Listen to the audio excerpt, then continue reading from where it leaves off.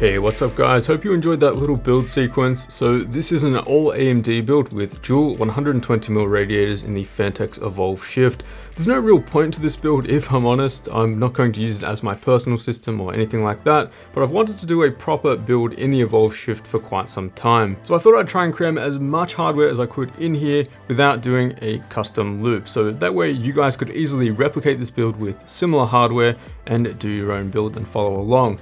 Now, as the build sequence looked, it probably looked quite smooth and everything went to plan. However, that really is not the case. There were quite a few hiccups and we'll talk about that in just a minute. So one of the things I like most about the Phanteks Evolv shift is the small footprint on your desk. I'm currently using the Ncase M1 as my main desktop gaming and editing system, and despite being much more compact than the shift and also supporting dual 120mm radiators, it does take up more of my desk. Not only that, but I think the vertical form factor of the shift looks absolutely epic, showcasing your entire system. I also like the anodized aluminium panels that look really premium. So here's the full parts list for the build. It's an all AMD build, like I said. We're using the Ryzen 5 2600 CPU and the liquid-cooled Vega 64.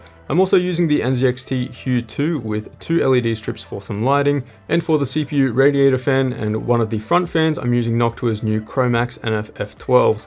For those who don't like the classic tan and brown Noctua fans, these allow you to take the advantage of the superior noise performance that you get from a Noctua fan and then add colored or neutral anti-vibration pads to suit your build. So now let's talk about the dual 120mm AIO configuration in the Phanteks Evolv shift and what you need to know if you want to do a similar build. So two main things that you need to know if you want to do this.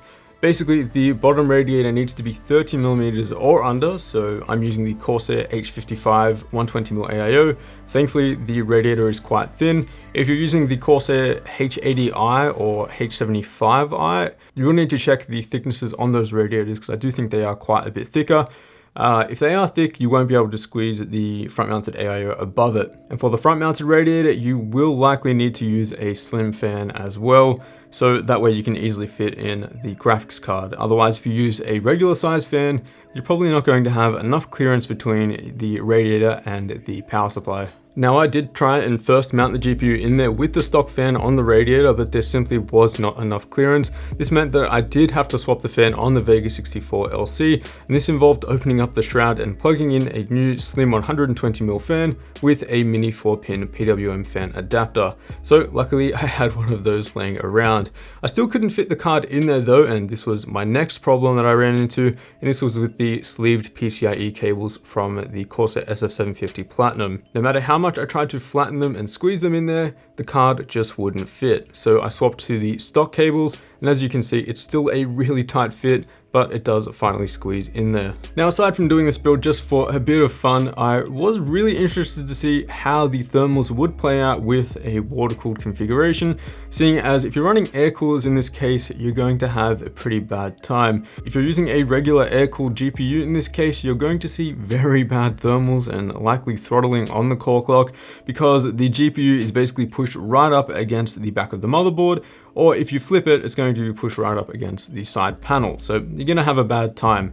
So one of the things I really wanted to see is, can we fix those thermals with a dual AIO configuration? So my airflow setup here in the shift is pulling air in through the front and then exhausting it through the bottom. Starting with the Ryzen 5 2600, which I just ran at stock, it was running at 3.7 GHz at a pretty high 1.32 volts for the V-core, but it was still able to maintain quite decent thermals under load in Blender. And also worth noting, thermals increased by about 4.5 degrees C with all of the panels on versus all of the panels off. Definitely nothing too alarming, but still significant and worth noting. I also left the Vega 64 LC on the balanced power setting, which had it boosting to around 1650 MHz, and even with the slim fan, it was able to maintain some pretty good thermals also. I did see a much larger gap here in terms of the delta between the panels on versus the panels off, but here we're still sitting at 60 degrees C at an ambient room temp of 20. So whereas an air-cooled GPU will pretty much choke and throttle in this case, I'd give an AIO setup the all clear.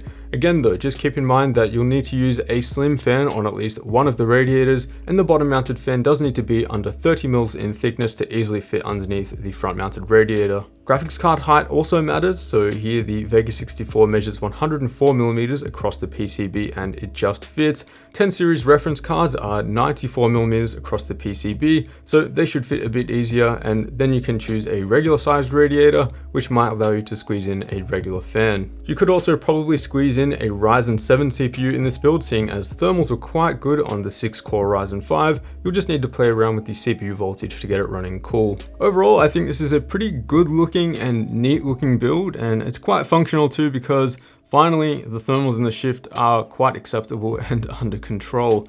I'd have no problem using something like this for a daily system, but I'm still not really happy with the optimization. So personally, I will be sticking with my Ncase M1 for now.